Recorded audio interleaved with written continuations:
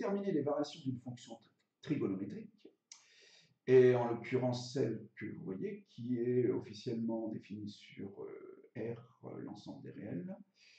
Donc f de x égale 2 sinus carré x fois cosinus de x, mais dont nous allons étudier les variations dans cette capsule uniquement entre 0 et pi sur 2. Pour ce faire, nous allons dans un premier temps calculer la dérivée de f de x. En observant dans un premier temps que la formule générale que nous allons utiliser dans un premier temps, ça va être la dérivée de u fois v. U, c'est 2 sinus carré x, et v, c'est cosinus de x. Et la dérivée de u fois v, c'est u' v plus uv'. Alors, on va d'abord se concentrer sur le u, que nous allons dériver, et plus particulièrement sur sinus carré x, qui est, lui, qui est de la forme générale u au carré, dont la dérivée est 2 fois u' fois u. Alors, le u', c'est-à-dire c'est la dérivée de sinus x, ça fait cosinus x, il est ici, fois u sinus x, il est là, et le fois 2, il est intégré dans le 4, puisqu'il faut que je multiplie également par 2, puisque les dérivées de la forme lambda fois u, où lambda est une constante, donnent lambda u'. Donc, il va y avoir le 2 de la formule dont je viens de parler, de lambda u, et le 2 de dérivée de u au carré égale 2u'. Voilà, 2 fois 2, 4. Alors, tout ceci, c'est mon u' de la première formule générale, fois v, cosinus 2x. Voilà. Ensuite, c'est plus uv', donc il va y avoir le 2 sinus carré x qui va apparaître. Alors, il y a, le 2 est dans ce cas-là, on va voir pour quelle raison il y a un second 2 dans le calcul de v'. Le calcul de v' se fait à l'aide de la formule de la dérivée de cosinus ax plus b, qui est égale à moins sinus de ax plus b. Le a étant égal à 2, ça me fait apparaître le deuxième 2 que j'évoquais précédemment. Et la dérivée de cosinus de x, c'est moins 2 sinus de x. Voici le sinus de x. Voilà.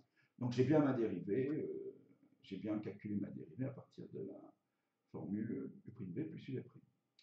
Sauf que elle n'est pas particulièrement avenante. Je vous rappelle qu'on désire chercher les variations de cette fonction sur 0 puis sur 2.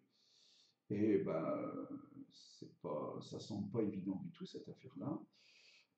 Donc il va falloir probablement modifier la tête de la fonction. Peut-être que vous serez amené, si vous tentez d'effectuer cette dérivée seule, à effectuer plusieurs tentatives, dont certaines n'aboutiront pas. Donc là, l'idée, c'est de s'apercevoir que, on peut quand même tenter, en particulier, d'effectuer une factorisation. Il y a un facteur commun dans ces deux termes qui est 4 sinus x. Donc on va pas gêner, on va essayer de voir ce qui se passe. Si je factorise par 4 sinus x, ça me donne le cosinus, 4 sinus x facteur de cosinus x, cosinus de x, moins sinus x, sinus de x. Bon, ça, c'est pas évident qu'on ait la sensation vraiment de se simplifier la vie. Sauf si on observe que ça, quand même, ça ressemble étrangement à la formule qui permet de calculer le cosinus de a plus b, c'est-à-dire cosinus a, cosinus b, moins sinus a, sinus b. On ne va pas gêner, on va l'appliquer. Dans le sens du passage cosinus a, cosinus b, moins sinus a, sinus b, à cosinus de a plus b. Donc en fait, ce terme-là est égal à cosinus de x plus 2x, c'est-à-dire cosinus de 3x. Si je vérifie en revenant en arrière, si j'ai raison, je transforme 3x en x plus 2x et j'obtiens bien ce résultat. Alors ça, c'est quand même beaucoup plus avenant. On sent qu'on doit être capable quand même, vous devriez être capable, de déterminer le signe de cette dérivée. Alors notamment, 4, il est tout le temps positif, je n'en parle plus. Sinus x sur l'intervalle 0 pi sur 2 est positif. Donc en fait, la dérivée sera du signe de cosinus 3x, du fait que sinus x soit tout le temps positif. Voilà, donc f' de x est tout le temps le signe de cosinus 3x. Alors, bon, là, ça sera peut-être un tout petit peu plus délicat de déterminer le signe de cosinus 3x. Il va quand même falloir vérifier si on est dans des zones où le cosinus est de signe constant. Puisque x est compris entre 0 et pi sur 2, le triple de x est compris entre 3 fois 0 et 3 fois pi sur 2. Or, sur cet intervalle, les cosinus de ces nombres-là ne sont pas toujours du même signe. La frontière entre 0 et 3 pi sur 2, c'est pi sur 2.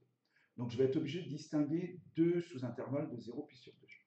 Le premier étant 0 pi sur 6, en effet, si x est compris entre 0 et pi sur 6, le triple de x est compris entre 3 fois 0 et 3 fois pi sur 6, c'est-à-dire pi sur 2. Et là, en l'occurrence, le cosinus est signe constant, c'est-à-dire il est positif. Donc sur cet intervalle-là, puisque le cosinus de 3x sera positif, et que le sinus de x l'était également, la dérivée sera positive, et donc la fonction sera croissante. Désormais, il faut que je m'attelle à observer ce qui se passe sur l'intervalle restant, c'est-à-dire pi sur 6, pi sur 2, et de vérifier si le cosinus est de signe constant. Quel cas, il y aura eu besoin de subdiviser mon intervalle 0 pi sur 2 uniquement en deux sous-intervalles. Alors, je fais le même travail qu'ici sur l'encadrement de 3x, sauf que cette fois-ci, je suis entre x est compris entre pi sur 6 et pi sur 2. Donc, le triple de x est compris entre 3 fois pi sur 6, c'est-à-dire pi sur 2, et 3 fois pi sur 2, 3 pi sur 2.